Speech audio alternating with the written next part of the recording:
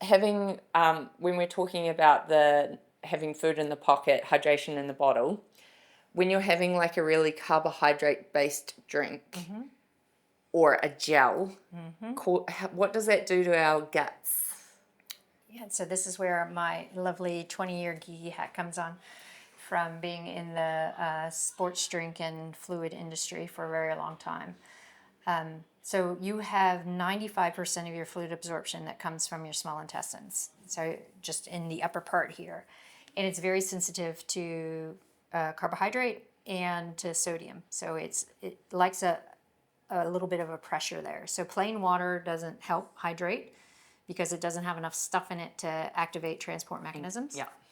And when you have a carbohydrate-laden drink, it has too much carbohydrate in there that it just sits and hangs out in the small intestines, increases the pressure, and your body responds by pulling water from other spaces to dilute it in order for it to be diluted enough to then be absorbed. People would know that as gut slosh. Right. Yeah. Goo gut.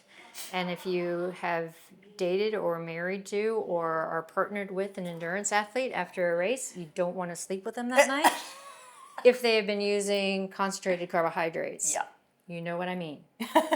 So yes, it is a gut interference, and a lot of people don't understand that because of the sports marketing out there about using all this carbohydrate and using carbohydrate drinks because it's easier than trying to eat. And there are lots of things that we can do from a food perspective so you aren't relying on liquid carbohydrate.